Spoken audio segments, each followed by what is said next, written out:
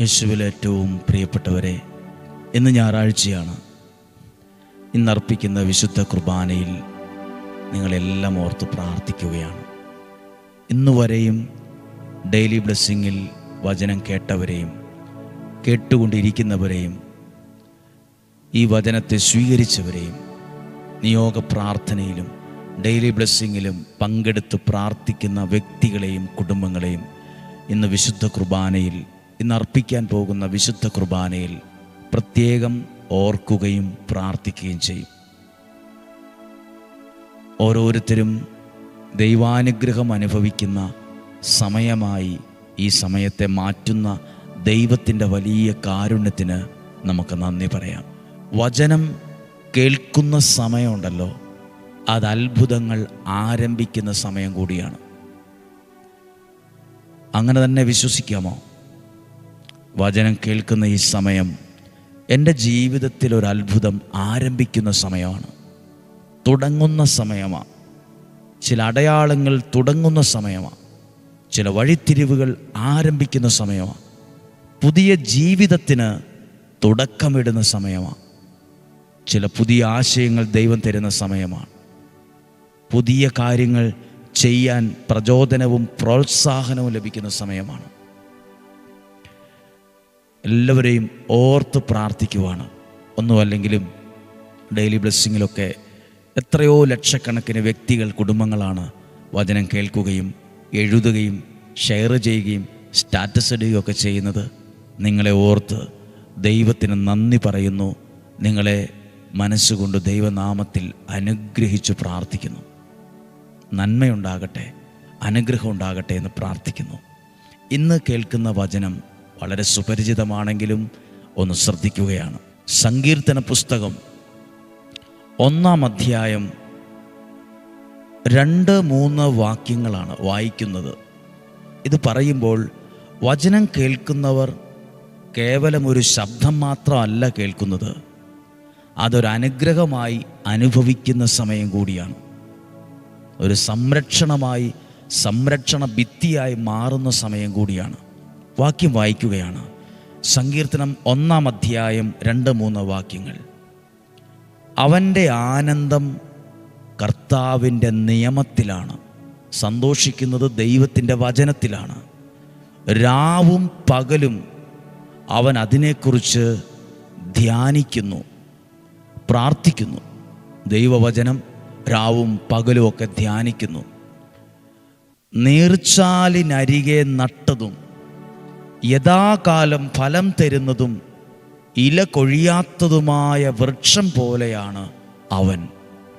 അവൻ്റെ പ്രവൃത്തികൾ സഫലമാകുന്നു. ആരുടെ? ദൈവവചനം കേട്ട് പ്രാർത്ഥിക്കുന്ന ഓരോ വ്യക്തികൾക്കുമുള്ളൊരു വാഗ്ദത്ത വചനമാണ്. അവൻ്റെ പ്രവൃത്തികൾ സഫലമാകും. അവൻ ആഗ്രഹിച്ചത് നടക്കും. അതല്ല എഴുതിയിട്ടുള്ളത്. അവൻ്റെ പ്രവൃത്തികൾ സഫലമാകും. എന്തിനു വേണ്ടിയാണോ അവൻ ദൈവവിചാരത്തോടെ ഇറങ്ങി തിരിച്ചത്, ആ ലക്ഷ്യത്തിൽ ആ വ്യക്തി എത്തിച്ചേരും. ആ ദൈവവചനം ധ്യാനിക്കുന്നവർ മണ്ടന്മാരാണെന്നല്ല, അവരെവിടെയും എത്തിയാലെന്നല്ല, അവരുടെ ജീവിതം തകർന്നു പോകുമെന്നല്ല, അവരുടെ പ്രവൃത്തികൾ സഫലമാകും. ഇതൊരു അനുഗ്രഹത്തിൻ്റെ വാക്കാണ്. നിങ്ങൾ ഈ വാക്യം മാത്രം ശ്രദ്ധിച്ചാൽ മതി, നിങ്ങൾക്കത് മനസ്സിലാവും. ഇവിടെ ഒരു വാക്യം എഴുതിയിട്ടുണ്ട്.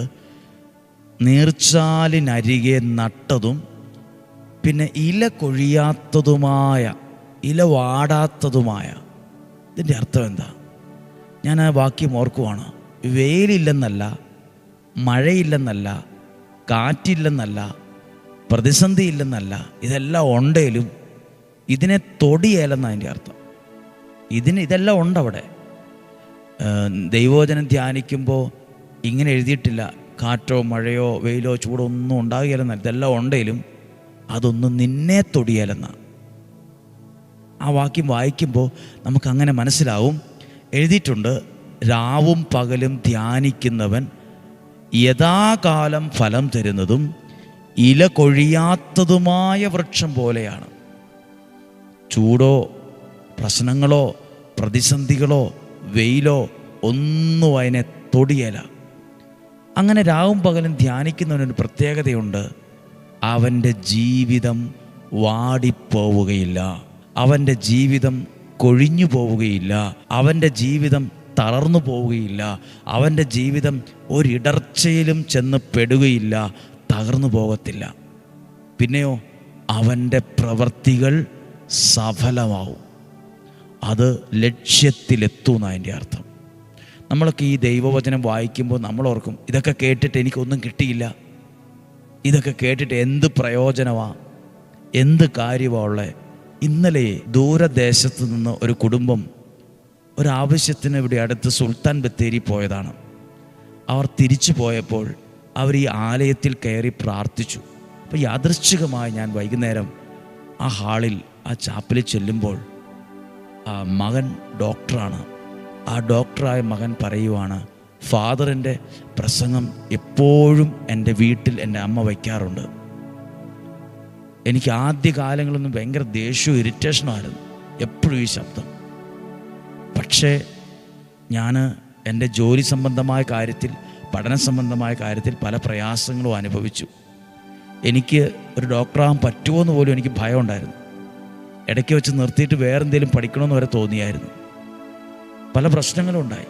അപ്പോഴൊക്കെ പ്രാർത്ഥിച്ച് എൻ്റെ അമ്മ എന്നോട് പറയുമായിരുന്നു, നീ അവിടെ എത്തും, ദൈവം നിൻ്റെ കരം പിടിച്ച് നിന്നെ എത്തേണ്ടടുത്ത് എത്തിക്കും, ഇരുത്തേണ്ടടുത്ത് ഇരുത്തുമെന്ന്.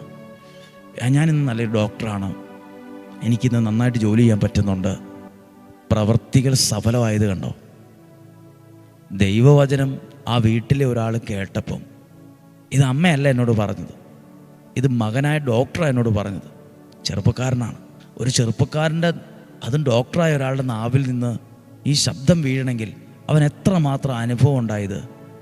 പ്രിയപ്പെട്ടവരെ, മാതാപിതാക്കൾ എന്ന നിലയിൽ നിങ്ങൾ പ്രാർത്ഥിക്കുമ്പോൾ നിങ്ങളുടെ മക്കൾ അനുഗ്രഹമാവും, പ്രവൃത്തികൾ സഫലമാകും, പ്രവൃത്തികൾ സഫലമാകും.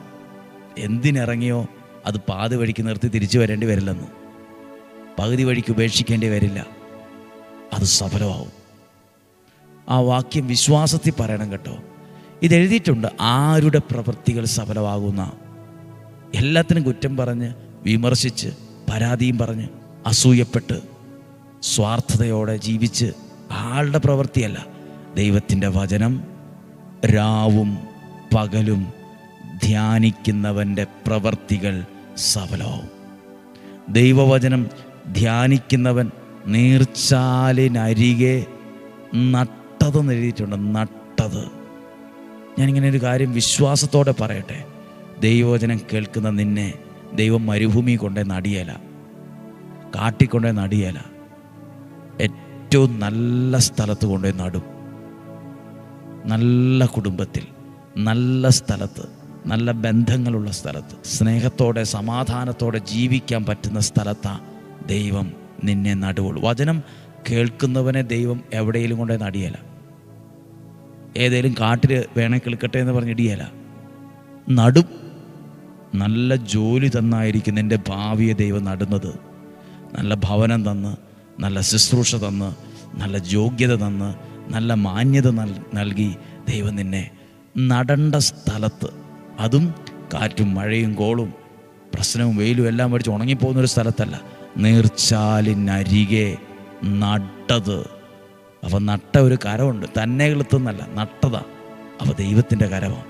പ്രാർത്ഥിക്കുന്ന എന്നെയും നിങ്ങളെയും, പ്രിയപ്പെട്ടവരായ മാതാപിതാക്കളെ, നിങ്ങളുടെ കുഞ്ഞുങ്ങളെ ദൈവം യഥാസ്ഥാനത്ത്, വാടിപ്പോകാത്ത വിധത്തിൽ, വീണു പോകാത്ത വിധത്തിൽ, കൊഴിഞ്ഞു പോകാത്ത വിധത്തിൽ, നല്ലൊരു പ്രോപ്പർ പ്ലേസ്, ഏറ്റവും ആപ്റ്റായിട്ടുള്ള സ്ഥലത്ത്, വേണ്ട സ്ഥലത്ത് അത് ഭംഗിയോടെ നടും. ദൈവം നിങ്ങളെ അനുഗ്രഹമുള്ള സ്ഥലത്തെ നടത്തുള്ളൂ. പ്രതീക്ഷയോടെ ഇന്ന് വചനം കേൾക്കണം. നാളെ മുതൽ പ്രാർത്ഥനയിൽ പങ്കെടുക്കുന്നവരെ ഇന്ന് വിശുദ്ധ കുർബാനയിൽ ഓർത്ത് പ്രാർത്ഥിക്കുവാണ്. നിങ്ങൾ ഒത്തിരി പേരോടൊക്കെ പറഞ്ഞോ, നാളെ തിങ്കളാഴ്ച മുതൽ നമ്മൾ മദ്യത്തിലും മയക്കുമരുന്ന് ലഹരിക്കും അടിമപ്പെട്ടു പോയ, ആഗ്രഹം ഉണ്ടായിട്ടും ചിലർക്ക് നിർത്താൻ പറ്റുന്നില്ല, കുടുംബത്തിൽ പ്രശ്നം, വീട്ടിൽ പ്രശ്നം ഒക്കെ ഉള്ളവരൊക്കെ ഉണ്ട്. നമ്മുടെ പരിചയത്തിലുള്ളവരുണ്ട്, നമ്മുടെ ഇടവകക്കാരുണ്ട്, നമ്മുടെ സഹോദരങ്ങളുണ്ട്. ബന്ധുമിത്രാദികളിൽ ചിലരുണ്ട്, ഓ എനിക്കെന്നാ ഛേദം എന്നാരും വിചാരിക്കരുത്. വേറൊരാളുടെ ദുഃഖം നമ്മുടെയും ദുഃഖമാണ്. വേറൊരാളുടെ പ്രശ്നം നമ്മുടെയും ഒരു വേദനയാണ്. വേറൊരാളുടെ കണ്ണുനീർ നമ്മുടെയും കൂടിയാണ്. അപ്പം ആരൊക്കെയോ രക്ഷപ്പെടാനുണ്ട്. നമ്മുടെ ഈ പ്രാർത്ഥനയിലൂടെ ആരൊക്കെയോ രക്ഷപ്പെടാനുണ്ട്. നമ്മുടെ ഈ സ്നേഹം കൊണ്ട്, പ്രാർത്ഥന കൊണ്ട്, പ്രോത്സാഹനം കൊണ്ട് ആരുടെയൊക്കെയോ ജീവിതത്തിൽ വലിയ വിടുതൽ ഉണ്ടാകാനുണ്ട്. സാധ്യമായ എല്ലാവരോടും പറയണം, 5:30 തന്നെ ഒരുമിച്ച് കാണണം, പ്രാർത്ഥിക്കണം. ഒരനുഗ്രഹമാണ്. ഓരോ വചനം കേൾക്കുന്ന സമയവും ഒരത്ഭുതം ആരംഭിക്കുന്ന സമയം കൂടിയാണ്. പ്രാർത്ഥിക്കട്ടെ. നമ്മുടെ കർത്താവ് ഈശോ മിശിഹായുടെ കൃപയും പിതാവായ ദൈവത്തിൻ്റെ സ്നേഹവും പരിശുദ്ധാത്മാവിൻ്റെ സഹവാസവും നിങ്ങളോടുകൂടെ ഉണ്ടായിരിക്കട്ടെ. ഈ ഞായറാഴ്ച ദിവസം അർപ്പിക്കാൻ പോകുന്ന വിശുദ്ധ കുർബാനയിൽ ഡെയിലി ബ്ലെസ്സിങ്ങിൽ ഇന്ന് വരെ പങ്കെടുത്ത് പ്രാർത്ഥിച്ചവരെ, മുടങ്ങാതെ പ്രാർത്ഥിക്കുന്നവരെ ഓർത്തു ഞങ്ങൾ പ്രാർത്ഥിക്കുന്നു. നിങ്ങളെ ഓർത്തു നന്ദി. നിങ്ങളൊരനുഗ്രഹമാണ്. പ്രാർത്ഥിക്കുന്ന നിങ്ങൾ സഭയ്ക്കും സമുദായത്തിനും ദേശത്തിനും നാടിനും നാട്ടുകാർക്കും ഭവനത്തിലുള്ളവർക്കും അയൽവക്കക്കാർക്കും നിങ്ങളൊരനുഗ്രഹമാണ്. വചനം കേൾക്കുന്ന നിങ്ങളൊരനുഗ്രഹമാണ്. ഒരു പൂവിൽ നിന്ന് സുഗന്ധം പരക്കുന്നത് പോലെ വചനം പ്രാർത്ഥിക്കുന്ന, വചനം കേൾക്കുന്ന നിങ്ങളിലൂടെ ഒരു സുഗന്ധമാണ് പരക്കുന്നത്. ഒരനുഗ്രഹമാണ് പലരും അനുഭവിക്കുന്നത്. ശരീരത്തിൽ തന്നെ പറ്റിപ്പിടിച്ചിരിക്കുന്ന ഒരനുഗ്രഹമുണ്ട്. വചനം കേൾക്കുമ്പോൾ പൂവിൽ തേനുള്ളതുപോലെ നമ്മുടെ ജീവിതത്തിലും ചില നന്മകളെ ദൈവം വച്ചിട്ടുണ്ട്. അത് മറ്റൊരാൾക്ക് അനുഗ്രഹമാകുന്ന നന്മയായിട്ട് മാറും. നിങ്ങളിലൂടെ നിങ്ങളുടെ വീട് ഒത്തിരി അനുഗ്രഹിക്കപ്പെടട്ടെ. നിങ്ങളിലൂടെ നിങ്ങളുടെ കുഞ്ഞുങ്ങൾ അനുഗ്രഹിക്കപ്പെടട്ടെ. നിങ്ങളിലൂടെ നിങ്ങളുടെ ജീവിത പങ്കാളി അനുഗ്രഹിക്കപ്പെടട്ടെ. നിങ്ങളിലൂടെ നിങ്ങളുടെ വീടിരിക്കുന്ന സ്ഥലമുണ്ടല്ലോ അനുഗ്രഹിക്കപ്പെടട്ടെ. നിങ്ങൾ ആഗ്രഹിച്ച് പ്രാർത്ഥിക്കുന്ന കാര്യങ്ങൾ ദൈവം ഒരുക്കി തരട്ടെ. അതിനു വേണ്ടി വഴി തുറക്കട്ടെ. ലോക സമാധാനത്തിനായി പ്രാർത്ഥിക്കുന്നു. രാജ്യങ്ങൾ തമ്മിലുള്ള സമാധാനത്തിനായി പ്രാർത്ഥിക്കുന്നു. ജോലി മേഖല അനുഗ്രഹിക്കപ്പെടാൻ പ്രാർത്ഥിക്കുന്നു. പഠന മേഖല അനുഗ്രഹിക്കപ്പെടാൻ പ്രാർത്ഥിക്കുന്നു. മത്സ്യബന്ധന മേഖല അനുഗ്രഹിക്കപ്പെടാൻ പ്രാർത്ഥിക്കുന്നു. വരുമാന മാർഗങ്ങൾ അനുഗ്രഹിക്കപ്പെടാൻ പ്രാർത്ഥിക്കുന്നു. ബിസിനസ് അനുഗ്രഹമാകാൻ പ്രാർത്ഥിക്കുന്നു. കുടുംബജീവിതം അനുഗ്രഹമാകാൻ പ്രാർത്ഥിക്കുന്നു. നിങ്ങളുമായി ബന്ധപ്പെട്ട് നിങ്ങൾ ചെയ്യുന്ന തൊഴിലുകൾ അനുഗ്രഹമാകാൻ പ്രാർത്ഥിക്കുന്നു. ദീർഘായുസ്സിനും ആരോഗ്യത്തിനും വേണ്ടി പ്രാർത്ഥിക്കുന്നു. സമാധാനം, സ്വസ്ഥത, ഐശ്വര്യത്തിന് വേണ്ടി പ്രാർത്ഥിക്കും. ഇന്നും ജീവിക്കുന്ന യേശുവിൻ നാമത്തിൽ ലോകം മുഴുവൻ യോഗ്യതയോടെ അർപ്പിക്കാൻ പോകുന്ന എല്ലാ വിശുദ്ധ ബലിയുടെയും യോഗ്യതയിൽ നിങ്ങളെ അനുഗ്രഹിച്ചു പ്രാർത്ഥിക്കുന്നു. ഇപ്പോഴും എപ്പോഴും എന്നേക്കും ആമേൻ. ദൈവം അനുഗ്രഹിക്കട്ടെ. നാളെ ദിവസം അനുഗ്രഹമുള്ള ദിവസമാണ്. നാളെ മുതൽ പ്രത്യേകം പ്രാർത്ഥിച്ചു തുടങ്ങുന്ന ദിവസമാണ്. സാധ്യമായ എല്ലാവരോടും പറയണം, ഒരുമിച്ചായിരിക്കണം, നമുക്കൊരുമിച്ച് പ്രാർത്ഥിക്കാം. നാളെയും ഒരുമിച്ച് കാണുന്നത് വരെ സ്വർഗത്തിലെ ദൈവം എന്നെയും നിങ്ങളെയും ഉള്ളം കയ്യിൽ എന്ന പോലെ സൂക്ഷിക്കട്ടെ, കരുതട്ടെ. ആമേൻ. നല്ലൊരു ദിവസം നിങ്ങൾക്ക് ആശംസിക്കുന്നു.